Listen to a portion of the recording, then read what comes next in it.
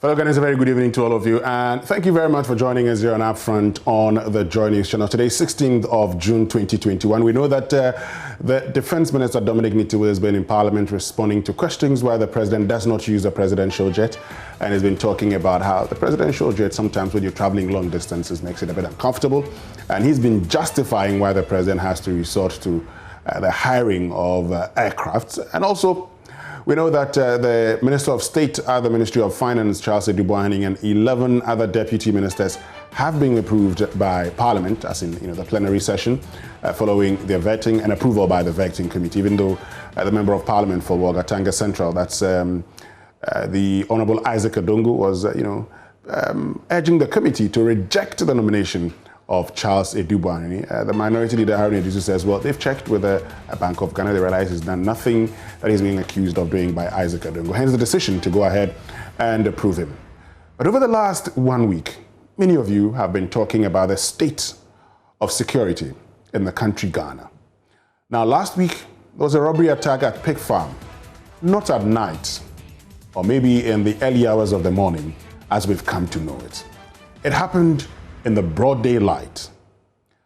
Now, the following day at Osu, Honeysuckle, that's at a Forest Bureau, very close to the headquarters of the Ghana Police Service, another robbery attack happened. And in this case, some persons were shot. Many of you have asked the question, why didn't the police get there early? After all, it was very close to their office. Well, we didn't get done with that whole conversation when we started talking about attacks on the Gimpa Road. Of course, we have known this for a very long time, but there's a new modus operandi. Rocks, or if you prefer, stones are thrown at your vehicle. And then if you stop to check it, you're attacked by these persons. Just this Monday, there's been a major talking point.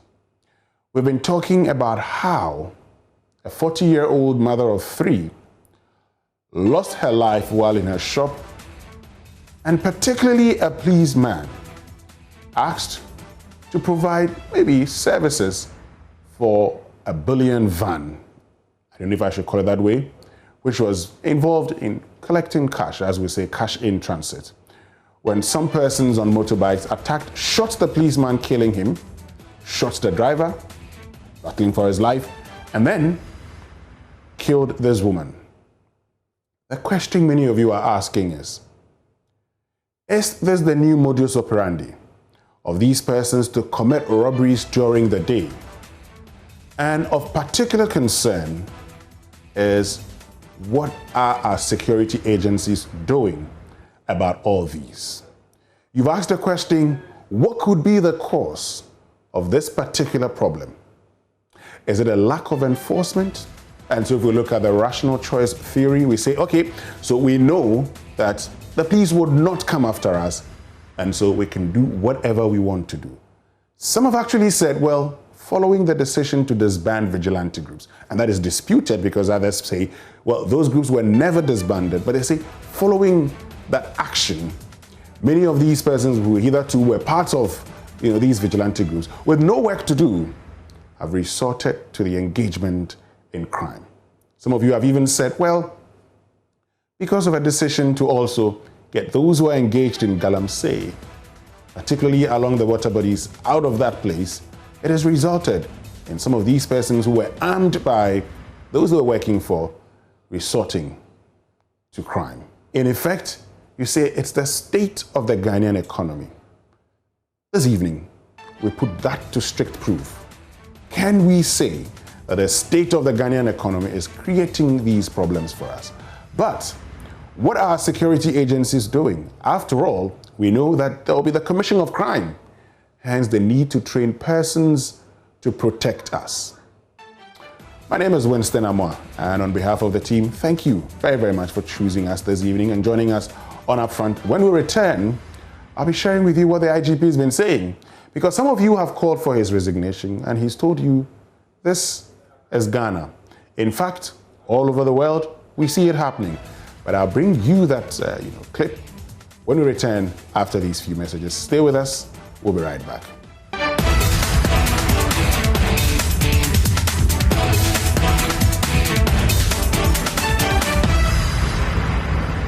So welcome back and thank you very much for staying with us. This is Upfront on the Joy News channel, and this evening we want to understand why the state of insecurity in this country and whether our security agencies are up to the task. So stay with us, and you can actually join us on Twitter. Tweet at Joy News on TV. We'll find it and we'll share it with the rest of the world. Before I introduce my guest for this evening, the IGP has been speaking. Many of you have said, well, the IGP should resign. Listen to him. Anybody who says that doesn't know what he's saying. You understand? Every society has its own issues, has its own crimes. Whoever says that we are out of touch with the system or with the society is not studying the topography of the West African sub-region as of now. Anybody or any security analysis worth the salt will know that the West African sub-region is currently experiencing a high wave of crime in all the countries. If you compare all the countries, there's a high wave of crime. It doesn't mean that we should fold our arms and say that we'll not do anything. We are definitely doing what we can to protect Ghanaians. We will go to whatever extent to ensure that whoever is behind this is brought to book. We will ensure that criminals do not have fulfilled the body cams do not prevent in themselves, do not prevent the shooting of police officers, but they help in the investigation, they help in the prevention of other crimes. But having said that, we have somebody, how do you call it, fragmentation jackets, because people refer to them as bulletproof, but they are not bulletproof. They are fragmentation jackets, and we have a couple, yes, and we, depending on the circumstances, we issue them out to our officers. We are investigating, as I indicated, and that is part of the investigation as to why an officer on duty was not wearing a bulletproof vest. But we are actually doing what we can to protect the people of Ghana. There's no society in the world where there's no crime. Even in the US, in the UK, Sweden, and all those countries where I would say they more or less have everything, they still have crime. The only place that doesn't have crime is heaven, and we are not in heaven. So if any so-called security analysis says that we are not on top of our game, that's why this is not happening. I mean, he doesn't know what he's talking about. Well, so that's the Inspector General of Police, James Opombwenu. He says all over the world there's crime. In fact, he mentions the US, he mentions Sweden. He says go to all those places, you see that there are crimes. And every security analyst worth his salt would know that there's an increased crime in the West African sub-region. And so for those who say, well, he should resign, they don't know what they're talking about. And we're not in heaven. It's only in heaven, up there, that you would find no crime. Let me get on to the phone line. We're actually going to have a conversation with him on Zoom, but unfortunately the network is not helping us. But we still must have this conversation. So Superintendent Peter Tobu, retired, who's now Member of Parliament for Wa West, sort of a former police officer, has joined us. Peter Tobu, good evening. Thank you very much for joining us. Good evening, my brother. How are you? Well, God is taking care of his children. So you heard the IGP. He says that, look, even in America, in Sweden, there's a crime, and that the only place where you cannot get crime is in heaven. Unfortunately for all of us, we're not in heaven. What's your reaction to that particular statement from the IGP, the timing of that statement? Thank you very much. Let me take this opportunity to say good evening to our cherished listeners, and to also, as usual, salute my boss, the Inspector General of Police, who is in the order of unitary command, the head of the Ghana Police Service, the good, the bad, and the ugly, all written in his name as long as he remains the IGP. So if there are things that are good, we'll give it to him. If there are things that are bad, it's responsibility. That is all about leadership. The IGP has spoken. You and I in this country do understand that it is a job of the police to provide security, to maintain law and order, to protect citizenry, to investigate crime. That is the job of the police. As for the IGP going saying that we are not in heaven, it is only in heaven that there is no crime, well, I'm sure by now he's reflecting, particularly the timing of that statement. The truth of the matter is that I'm very sure that if he has experience in heaven there are no police officers because there is no crime. In Ghana, there are crimes, that's why there are police. And in the US, there are crimes, that's why there are police. So the police are actually there to prevent crime, investigate crime, detect crime, and protect life and property. That is what the police... Yes, so when you say, for instance, when you say that by now he's reflecting, are you suggesting that the IGP probably now has realized that he got it wrong and giving a chance he won't say the same things he said earlier? I am saying by now he's reflecting because it is natural that leadership, when you go out and make a statement and you get back to office, you sit down for a few minutes and you have a lot of reactions across the lines, and you listen to a lot of people. Then you reflect and ask yourself, could I have said it anyhow? Could I have said it any better? Could I have said it better than what I said? And I still carry the same meaning. So for the IGP, I don't have a problem with him making that statement. But the timing of the statement, I have gotten a lot of calls. In fact, the first person that called me and said, "Did you hear your voice?" I said, "What?" The IGP says, "It is only in heaven that we do have crime, and we are not in heaven. So why are people complaining?" I smiled and said, "Please don't do that. The IGP is doing his best. Don't tag him with that." I don't think he said that. He said, "Okay, you wait. I'm sure by the evening you will hear it on TV or on radio somewhere." He actually said that, and I've listened to you play it, and what he's saying is that it is only in heaven that there's no crime. And those who are calling him to resign do not know what they are talking about. I haven't called on him to resign anyway, because I have always maintained my position. Calling on the IGP to resign is neither here nor there. He's a presidential appointee. The president appointed him, okay? And it is the president who assesses the performance of the IG and decides to relieve him of his post or ask him to continue. So let Ghanaians relax and allow the president to do his work. Allow the IGP to do his work. But at the end of the day, it is the civil, in fact, the citizen of Ghana who does the right assessment for police performance. You can bring all the data and bring all the statistics to come and show that the police is doing well. Go to town and find out from the citizens, the ones you are providing the security for. In fact, we have to be accountable to the law as well as the people. So in that spirit of accountability, if you ask the Ghanaians, how do you feel about the police? Whatever answer is in there is actually the right assessment of the police performance. Because those are the people you said. Your customer is the right person who tells you how your service looks like. Now, Honorable Tobu, you are IGP. I mean, are you saying that an IGP, if he feels that the state of security is not the best, can't resign, must wait for the president to tell him go before he says that's the end of it? Thank you very much, my brother. You are in Africa and you are speaking.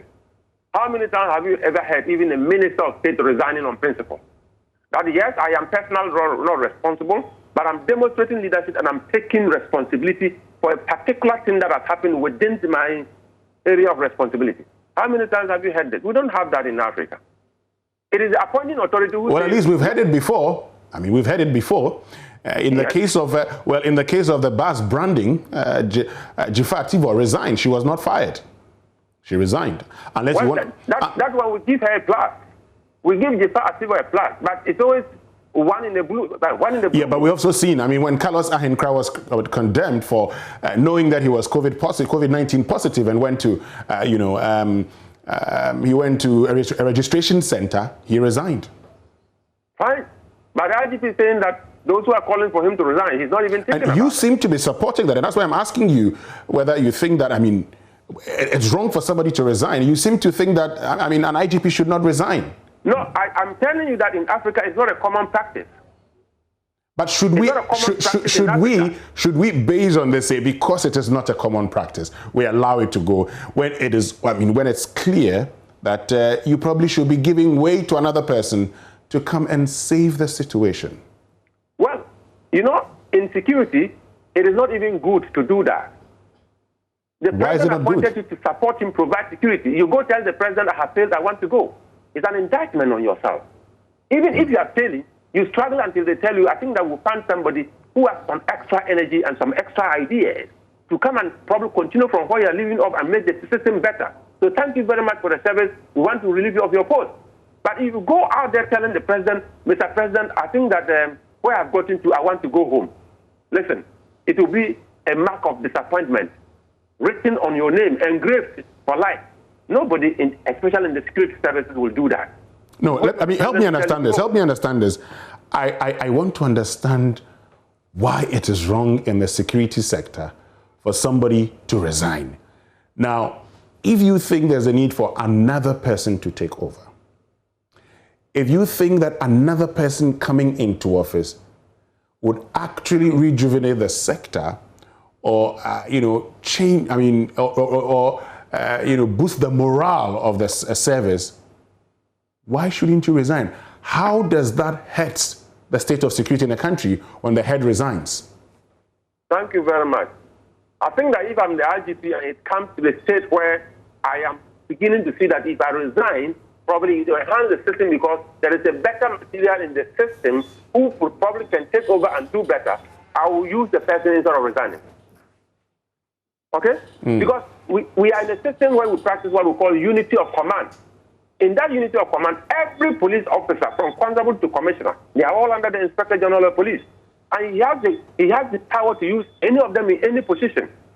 So if the IGP thinks that there's a particular commissioner who has the magic wand and can actually turn things around for the Ghana Police Service, what he does is just do a reshuffle and find a strategic position for that person, use that person, and his image is still covered. So as for resigning, unless the president thinks that, I think that he has a better way to do things in line with his national security strategy, and he wants to relieve the IGP of his post and find another person, the president can go ahead and do that. But when the IGP has all the police officers in the country under his watch, and if he goes, it is one of them that will become IGP. So why wouldn't you find that person and use him? And let the person demonstrate that he has the skills. Maybe one day if he goes, the person will stand a chance. Instead of just dropping everything and say, I am resigning. Because you have all of them to your disposal. They won't bring anybody from outside the Ghana Police Service to become the IGP. One commissioner will become the next IGP. And if that particular commissioner is there and is so good, why not assign him to strategic role that he can enhance the image of the Ghana Police Service in fighting crime and succeeding? So as for resigning, I think that it wouldn't be a smart thing for him to do. And under the circumstances, for those who are calling on him to resign, they've also said, well, if he doesn't resign, after all, he's reached the age of retirement. His contract has been extended by the president. Maybe the president should just tell him it's enough. Go home. You support that? Sometimes people want to behave like they're the president. Nobody is the president. We only have one president in Ghana. President Nana Addo Dankwa Akufo-Addo. He can decide to go and bring a 64-year-old retired police officer or police commissioner and appoint him as IGP, and nobody will have anything to say. The IGP is a political appointment. Let's understand that. If a commissioner of police has hit the age of 60 and is being asked to stay there, and people are complaining, that one I will understand. But as for the IGP position, it's a political appointment. Let the performance of the IGP reflect on that of the president. Positive, the president gets the credit. If it is negative, we'll all say when President Nana Akufo-Addo was the president, the whole Ghana was in chaos and the whole Ghana was this and that, and it will be written in history against his name. So let the president, the chairman of the National Security Council, take action. So let's allow IGP to have his peace and try to see what he can do to reshuffle or reorganize himself and see if we can bring this crime down. Are you satisfied with his performance? This IGP, are you? I'm sure if there is room for improvement, I would say he should improve upon it. So you're not satisfied with his performance? There is room for improvement because security is continuously changing, crime is continuously changing, and nobody is a perfect security officer. It comes on a daily basis and you have to think through it. Think outside the box and design strategy to be able to contain it for the people of this country to have peace and security. From where you all the time have a lot to do, and there is a lot of room for him to do better. From where you sit, and based on all that you've seen, do you think he's thinking outside the box? Are we? Well, when things happen like this, from 2016 it has been happening, especially police officers dying in these things we call bullion vans, and they are not bullion vans. It has happened over and over. Today, the cup is full, it's gotten to the brim, and everybody is crying. Now we are rising up as a nation. Bank of Ghana is talking, the Ghana Police Service is talking, the Bankers Association is talking. Everybody is talking about it. The national security is getting involved, and gradually we are getting to agree that, oh yes, it has grown from being a problem to an issue. And at the level of an issue, we need to do something about it. And for me, I think that the discourse is positive. Let's allow them to do something about all these happenings. And let's also understand that the changing dynamics also affect policing. The changing demographics affect policing. If you have a lot of young men unemployed, walking around, very frustrated, some of them have gone to Galamsey, they have to get out of there, and now they don't know what to do. It is not a justification for crime, but it is a motivation for an illegality. So these are all challenges in the system that we should be looking at. So when you look at the causes of crime, it's so complicated that the police will always have to ensure that the research department is working well, and that is why I always recommended smart policing. The research department, in collaboration with academia, using technology as an accelerator, we can develop something that will respond positively to the current happenings in this country. Let me take you back to a few things, because you've talked about the dynamics, you've talked about research and smart policing. We'll get to all of that. But let me take you to something. You talked about thinking outside the box. Yeah. Now, you've talked about changing face of policing. Yeah. Now, you've been in the Ghana Police Service before. You've been there. You rose to becoming a superintendent of police. Okay. Now, if you look at what we're doing now, you've talked about this thing happening since 2016. Yeah. 5 years. Over that period, have we thought outside the box? Has the police service thought outside the box? Thank you very much. You know, policing is a system, and policing is so dynamic that with time, it doesn't matter what you do, you must continue to do it and do it better. Over the past 5 years or more, have we been able to think outside the box? I am asking you. Yes. Have we been able to think outside the box? Thinking is a process. Thinking outside the box is a process. It is not an event. It is not a one-time event. You think outside the box and have a standard solution for all problems. So continuously, police discretion must always be used. You know, policing is one of the organizations that has a lot of room for discretion, because they train you in such a way for you to understand that some exigencies of the time will just emerge and they are so surprising to everybody. But you are the officer in charge. They will expect you to think on your feet and act positively. Sometimes when you get it right, you are praised for a wonderful job. When you get it wrong, Thinking is a process. Thinking is a process, we agree. Thinking is a process, we agree. Yes. Now, 5 years. 5 years. Well, I'm sure that in 5 years, you have seen that a lot has gone into policing. Hold on a second. Hold on a second. Now, the 5 years, I get you. 5 years. We've seen it 5 years. Yes. Now, just as a policeman was shot on Monday, we saw the whole talk about having what we call fragmentation jackets. Yeah. And the IGP says, they're surprised why he was not in one. I am sure if you step out right now, you see policemen engaged in similar duties without fragmentation jackets. And this will not be the first time. We've been faced with a challenge. We talked about providing 4,500 bulletproof jackets.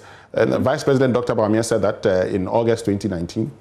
Now, when Chief Inspector Ashlevi was attacked at the Kwabenya police station, we talked about we're going to do this. Now, it looks like whenever we are faced with a challenge, we quickly come up with certain solutions. When the challenge seems to be over, and I say seems to be over, we go back to sleep.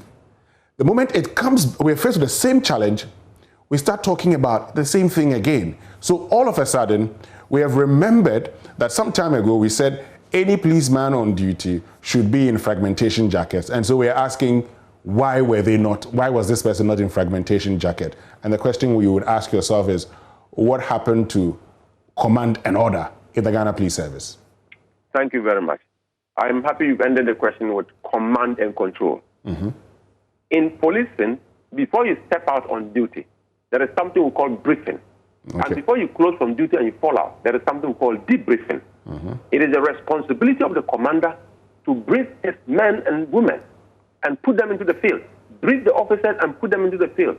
And when the duty is over, they come back and receive debriefing. And probably they have a lot of information in the field to also give a feedback to the commander. And commander is well informed about the realities on the ground, such that he will build upon it and probably give them a better briefing on the next assignment. So the question you ask, you see, sometimes some of the things happen until it is a Ghanaian character, it's a Ghanaian nature, it's our culture. If nothing happens, it's, oh, I mean, God is there, nothing will happen. But the day it happens, everybody runs helter-skelter. And we have this knee-jerk approach. After a week or two, when the tempo dies down, we go back to who we were. The broken windows principle.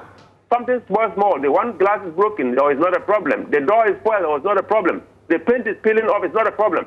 After 5 years, the brand new building that was commissioned, you pass that and you wonder whether that building is not 25 years old. And it is just 5 years old.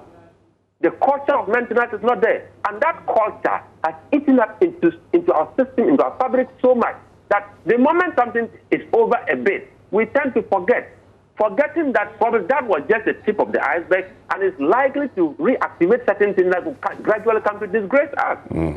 So, you see, the problem is that all of us should agree that the police we have is a reflection of the Ghanaian society.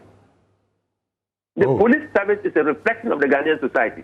Anything negative you see in the Ghana police service, in fact, is just a continuation of societal behavior. So all of us, you understand, if you want to get the best of police, we should become the best and ensure that we put the best in there.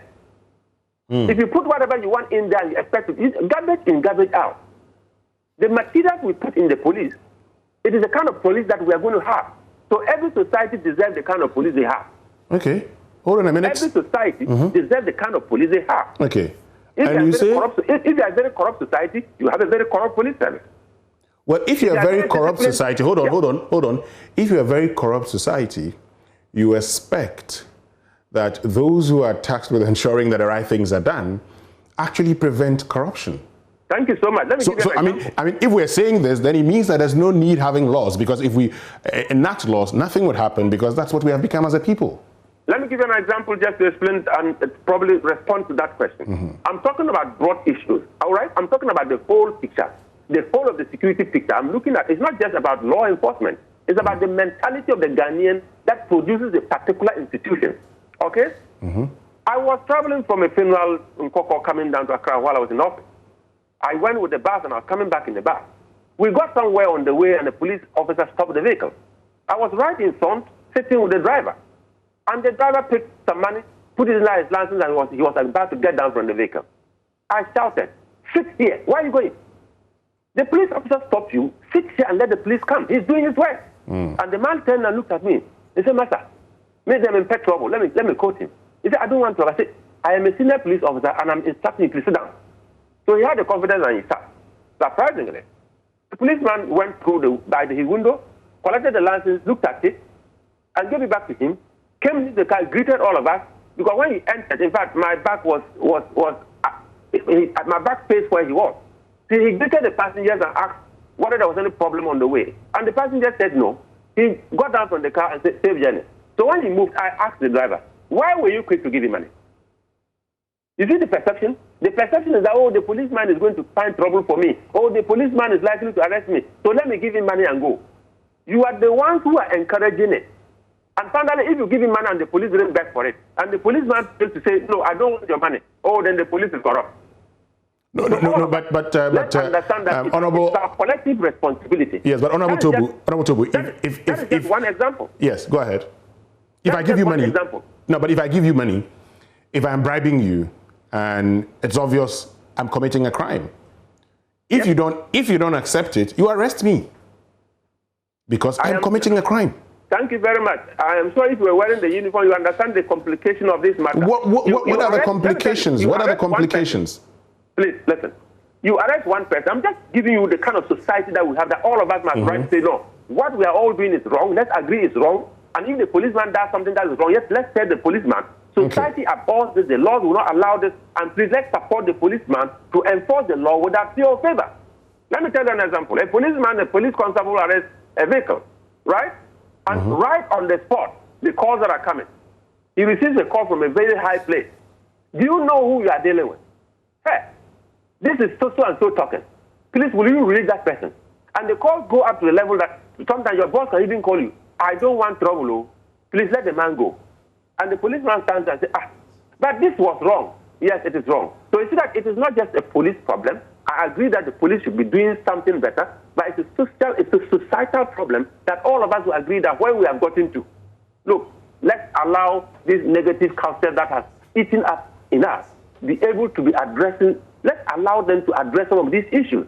Let's move away from the negativity. And let all of us agree what is wrong is wrong. You see, the level of hypocrisy is what sometimes eats me up. The person who is wrong will not say, I am wrong. But when you see the police officer, oh, the police officer, he is an angel. He has been trained. And he's supposed to be enforcing the law. The law is supposed to be enforced for you to have your peace and security. And you who is supposed to be enjoying the peace and security, you don't want the law to be enforced because you have some other ulterior motives. And you go pulling all the strings to frustrate the police. But at the end of the day, it is the policeman who is blamed. We have a challenge as a country. So I'm looking at the bigger picture. I'm not zeroing just on police. I'm looking at the whole society and the kind of security that we require and the kind of people that will produce as security officers. The set of police is a reflection of the Ghanaian society. And every society deserves the kind of police that they have. So we deserve the kind of police that we have.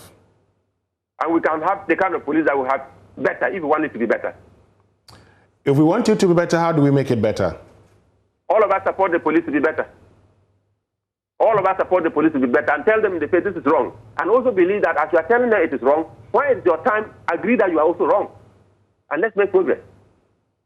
For instance, if it's a journalist, oh, the police are traumatizing me and the police are brutalizing me and the police are this. But if it's a policeman, oh, no, the policeman is totally wrong. He shouldn't have done that. If the policeman is wrong, he is wrong. If a journalist is wrong, he's wrong. If a chief is wrong, he's wrong. If a politician is wrong, he's wrong. And I'm waiting for the day we'll get to a point where all of us are so bold to say wrong is wrong. And the police constable can go arrest a minister who has committed a crime without fear or favor. And nobody will call the police officer and say, hey, don't you know that is a minister of state? If he's a minister of state, he's also under the law. Nobody's above the law. Can we get there one day? Can we get there? Hopefully. I have some hope in me. You have some hope. Now, let's look at dealing with the challenge that we're faced with. Now, we expect the police to be the ones to be dealing with it. Come again? Now, I'm talking about solving the challenges we're faced with, because we see persons engage in robbery. I mean, during the day, it's no longer, a night operation or a dawn operation. They're doing these things during the day. Now, with your knowledge of the Ghana Police Service, do you trust the police to be able to deal with the challenges we're faced with? Thank you very much. The police has what it takes. The police is an institution that has what it takes to fight crime in this country. But the institution that has a lot of personnel that are ill-trained and ill-equipped, ill-motivated, there will always be room for improvement. But if all of us believe that without security we can't have development, and we zero in on enhancing the capacity of our security services, enhancing the capacity of our law enforcement agents, I'm sure with time, when you see a police officer out there, you just feel excited that this is a clear demonstration of professionalism. And all of us will have our peace. But you find a police officer who is in need of probably a motorbike to go on inquiry, probably on a murder case, and he cannot even get a motorbike. If he gets a motorbike, it's difficult to get fuel. And these are all basic challenges. Then we prioritize our needs in the security sector and decide that we are going to buy helicopters. Right? It is good that the Ghana Police Service has helicopters. But go to the basic police stations and see the basic needs that are required. The Ghana Police Service can fight crime, provided we understand the role of the Ghana Police Service and support what the Constitution says we should do. Equip and maintain them to perform their traditional duty of ensuring that there is law and order. As it stands now, does the police have what it takes to fight crime? Good.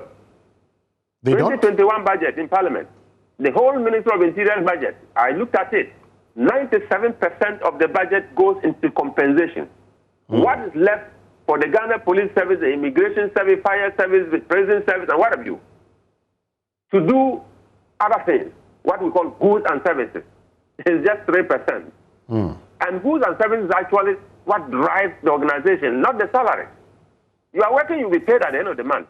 But how do you go to work and how do you come? How do you go on operation? How do you act? it all comes out from that 3%. So if it is 3%, right, that's about 40-something million or so. In 1 month, you will not be able to find money. And that is even if it is all released. Sometimes you have a budget that says 2,000 Ghana cedis, and then all of a sudden, at the end of the year, 1,500 was actually released.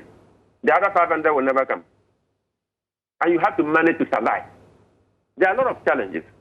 But I think that if you look at what the Ghana police officer is capable of doing outside this country, go to the United Nations in all peacekeeping environments. And the Ghana police officer, if he's not number one, he's always number two. We have what it takes if we find ourselves in a very good system that is supportive enough to always fly. And that is why I don't support the idea of us politicizing police organization and politicizing recruitment. Because garbage in, you get garbage out. And if it is security and it is garbage out, all of us are at risk. I am interested in, the earlier point. You're saying, as it stands now, the police doesn't have what it takes to fight crime? What I'm saying, as it stands now, there is a lot of room for support for the police to be able to have capacity to fly the way we want them to fly. So whatever they are doing, within the limited resources, they are doing the best that they can. But there's a lot of room for logistics support. There's a lot of room for training. There's a lot of room for other kinds of support that will professionalize the Ghana Police Service. And it is the responsibility of all of us, because security is a shared responsibility. And you're also talking about garbage in, garbage out. Yes. In effect, you're telling us that we don't have the right personnel in the Ghana Police Service. In effect, I am telling you that if you recruit, Warren Buffett made a very good statement. Let me just use that to answer this question. He said, if you are looking for people to hire, people that you can hire to enhance the image of your organization, 3 things you must be careful of. Number 1, look for people with integrity. Number 2, look for people who are intelligent. And number 3, ensure that they have enough energy. And for the Ghana Police Service, you must have enough energy to do police work. You must be an intelligent person to be a police officer. And you have to have integrity. And that is why even the most says what? Service with integrity. Interesting, Warren Buffett says. If you find somebody to hire, and the person is very intelligent, the person is very energetic, and the person doesn't have integrity, the person is a poison to the organization. So if you recruit people with that integrity, you are actually adding poison to the organization, and you will never be able to develop. Is that what we are doing? Is that what we are doing? You create problems for leadership. Is that what we are doing? Are we recruiting people without integrity? Sometimes, as a journalist, I will always pray that when I speak and you suspect that there is something you have to dig deeper, because I don't work with the police and I'm not speaking for the police, please go check. How is recruitment done? I think from 2017 we had an advert to recruit people. Have you ever had an advert before? Every day we say that there's some backlog and we are passing them out. There is a motion now in Parliament, right? The minority is calling for us to get into this and check. Let's investigate this from 2014 to date. It has also become political. The majority side comes and say, no, don't. What is 2014 to date? And then let's go and start from 1993. But at least there should be a cutoff point somewhere. What we are trying to say, let's find reasons to be able to correct the reality. Let's find reasons to be able to accept that this is wrong and correct it. But if we politicize everything and cover up, all of us will go quiet. But in security, if you put rot in there, it's just like roofing your house with rotten wood. It's just a matter of a small thunderstorm that comes around, and you'll be sleeping in the rain. Okay, so listening to you, and of course in doing my own checks, I do know that politicians send persons to the Ghana Police Service. They send people to the immigration. They send people to the military. So that's more like you saying that's the interference you're talking about, right? These are some of the persons you say may not have the integrity needed to work within the Ghana Police Service, right? I think it's very wrong, because when I was coming to join police service, I didn't know anybody. I traveled all the way from my village in Poyen Town in the Upper West region, and I got to Accra before I saw the advert. I came and met a huge crowd. I joined, running here and there, helter-skelter till body selection was done. They took my height, looked at my certificate, and said, yeah, you qualified to go and ride the exam. I went and rode the exam and went back to my village. After 3 months, I was told that the results were out. That time, recruitment was centralized in Accra. I traveled all the way back to Accra and found that my name was there. And that's how I came to join police. I have no idea who is a police officer. I don't have any relatives. I don't know anybody. And that is how it should be. From a village, knowing nobody, I got into police and I got out at the time I was a superintendent. And I think that is impressive. And I think that is an open system that can give us the quality that we want. Why should I carry people to go and recruit them for me? Because there is no job. So because there is no job, many people, the greatest problem, many people who are getting into many of these security services, they are not actually interested in the uniform wear. They are looking for salary. That is the danger. We want work, all right? I'm just looking for a job. At the end of the month, I should earn salary, period.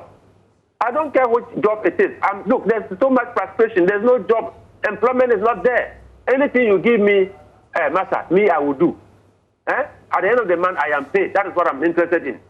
DCOP retired Douglas Akofia Sedu. He said policing is a calling. It's a work of God. If you are not supposed to wear this uniform, you force and wear it because you are looking for money. You may not last in it. And that is dangerous. People should come to join police with passion. I want to be police officer. It's not about the money. It's not about the salary. I want to enforce laws in this country to make sure that Ghana is respected internationally as a country that satisfies the rule of law. People should have that character in them. And the police service cannot be a gold mine, cannot be a galamsey. Right? You come with that galamsey mentality, that gold mine mentality. Anytime you wear the uniform, you are looking for, how much do I make today? Why? Are you not being paid at the end of the month? Everybody's being paid. But the fact is, I'm looking for money, that's why I joined. And one bad thing that is, in fact, a problem is the fact that we have refused to be profiling people. We have refused to vet people.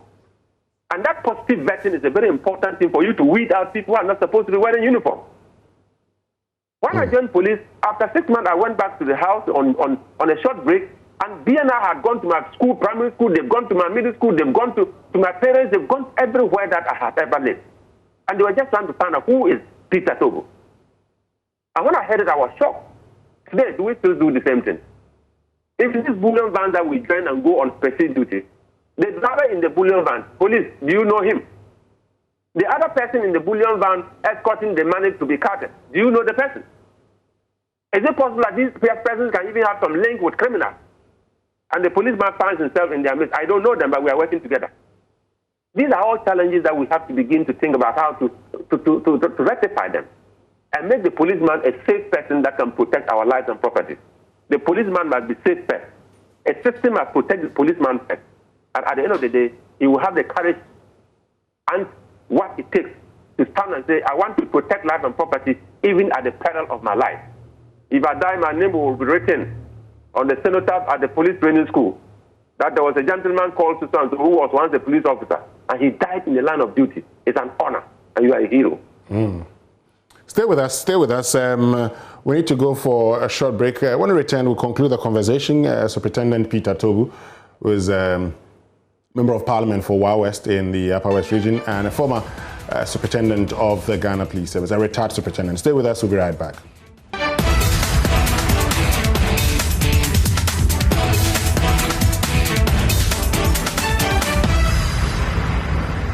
Right, so welcome back, and thank you very much for staying with us here on Upfront on the Joy News channel. I'm Winston Amwa, and tonight the focus is on the state of security in this country, and we are privileged to be joined by a retired police officer telling us the state of the security services, so particularly the police, and how prepared they are and whether they can deal with the challenges that we're faced with currently. My guest is Superintendent Peter Tobu, retired, also Member of Parliament for Wa West in the Upper West region. Now, let's get back to the challenges. And there are those who say, in order to show some bit of power, we should be getting the military to partner the police in dealing with these criminals. What is your take on that? Thank you very much. Police-military joint operations is not a new phenomenon. It's not novel. It is something that has been going on. And the police and civil society is also being very careful not to over-militarize internal security, because that has its own long-term repercussions. Internal security is the job of the police. Defense of national sovereignty is the job of the military. So within internal security limits, if the police are overstretched, they can always temporarily call on the military for support. And the military comes, they come and go. They don't come to stay. We don't have to turn the military into police, and we don't have to militarize the police either. There are reasons why military armed forces exist and police services also exist. There is some overlapping role. There is some complementarity of roles, but neither can do the other's business. If you find a soldier attempting to be a police officer, it will be a mess. And the police officer should not attempt to be a soldier. The two are very distinct. The trainings are different. The roles are very different. But the roles are complementary towards internal peace and security and national defense. So if people are calling for the military to come in, the military are not coming in to take over from the police. The military are probably coming in because the police are saying that where we have gotten to, we need a higher firepower. In the international circle, the United Nations realized that there was a gap between the police and the military. And that gap was not for the military to fill, neither was it for the police to fill. They decided to create something we call formed police unit. The formed police unit is not an ordinary police, it's a department. It has some bit of robust power, it has some bit of higher firing power, but it's not as high as the military. So in between the military and the police, we have the formed police unit, which is hard enough, harder than the normal routine policing, but not as hard as the military, because it was just for the purpose of not militarizing policing. Can the police do it alone? Come again. Can the police ensure that they're able to deal with the current challenges all by themselves without the military? It is possible for them to do it, but there's a reason why the military exists. If the Inspector General of Police, in collaboration with the Director General of Police Operations, believe that where we have gotten to, we need some high firepower for about a month or two, they just invite the military with a bit of briefing, and they know exactly what is the task. They come in there, support, deliver, and they go back. So it's not an issue of people thinking that, oh, we should begin to have joint police and military operating within the internal security environment. No. No and no. We can't militarize policing. But we need the military to support police in times of, in some level of exigencies for us to bring sanity to the country. And when sanity returns to the country, the police will have the leisure to continue to build the society towards peace and security. And this is one of those exigencies of the time where you would say, we need the military, except that you say, after 1 month or two, they should go back and then the police continue. After a period of time, it could even be 2 weeks. It could be 6 months. But at a period of time defined, and there are objectives for that collaboration. When the objectives are met, the military returns. That is all. And it's just, I'm talking about unity of command. It is the Inspector General of Police, in collaboration with the Police Management Board, who will sit down and review things and say, let's bring our brothers from the upper level. Let's bring our green uniform brothers to come and bear with us. And you need to do a presentation to them and show what are the challenges and why you think that their involvement can solve the problem. And they'll begin to strategize and see what can we bring on board to ensure that if it is a week or two or a month, we will hit the target and give you the results and go back. So it shouldn't be an open check. Come and help us. And gradually we are staying together. We are cohabitating within the internal security environment. That one has its own repercussions, particularly in a democracy. You talked about research earlier, and this will be the final point before we go. Now, you talked about the fact that the police should be researching. You've been in there before, and many Ghanaians have been questioning the ability of the police to conduct research and sometimes know how to go about dealing with these issues. When it comes to the police strength in research, how would you assess it? Thank you very much. This question is bigger than just police. How do we value research in Ghana? Go to the university and see research documents that have been produced over the years that probably could transform this country. They are gathering dust on the shelf. I have proposed smart policing because smart policing is talking about the police and academia coming together to build a research team that is capable of getting to society and bringing out things that police can use to build strategy to respond. So the Police Research Directorate and probably University of Ghana Research and Development center could come together for a purpose to say we want to dig deeper. Why is modus operandi changing? Why is the face of crime changing? Why is robbery changing from night to day? Why is this bravado of people enjoying some level of impunity within the system? People have to go in and do research. And when you get the research outcome, then you now begin to sit down and design operational strategies to respond appropriately. The police cannot do it alone. Security is a shared responsibility. So I'm recommending smart policing, joint research teams, police and academia. And if you're able to do that, I'm sure with time you begin to see that the Police Research Directorate is getting the right qualified professional researchers who can sit behind the scene and tell you, look, if this happens 2-3 times, we go into it and come and tell you that it's likely to happen 17, 20 more times if we don't do 1, 2, 3. And somebody takes that result, go to the operational department and say, okay, how do we do 1, 2, 3? And we design a strategy and hit there and do the 1, 2, 3, wait for feedback, and gradually realize that the problem is solved. So we need to collaborate. We need to share. And we need to believe in ourselves that we can do it. Finally, I'm just curious, while you were there, did you make this recommendation? I mean, did you recommend that all these things be done? And if you did, what was the response? Thank you very much. Sometimes, because people do not understand the police structure, executive secretary to IGP, superintendent of police, if you get into the police service, if you sometimes when assistant commissioners speak, they'll ask you, look at the small boys, what is your rank? Just on a lighter note, one of my commissioners used to tell me, he said, you know what, I am a full commissioner. And by virtue of that, everything of mine is bigger than yours. So when I'm talking to you, listen. If you talk to me, I can hear, but if I take, I take. If I don't take, you can't do anything. Because I'm a commissioner. And they'll tell you just that the traditional language, say you can't change anything here. So you bring your ideas, suggest your ideas, and please go and relax, don't stress yourself. Somebody is up there who will take the decision. Because if it is good, he takes the credit. If it is bad, he takes the credit. We are talking about an institution that believes in unity of command. And there are a lot of young boys, sergeant corporals with masters and whatnot. They've submitted a lot of papers, suggested so many things. But it is for the police administration to sit down and decide. We are running the policy level matters. Can we turn this into a policy? Can this policy help us? It is a decision that will be made somewhere else, where I don't have access to. Well, Honorable Superintendent Peter Tobu, retired, thank you very, very much for joining us this evening. We're very grateful that you made time to join us. And folks, that'll be all from us this evening on Our Front on the Joy News Channel. My name is Winston. I'm on behalf of the team. Thank you very, very much for joining us.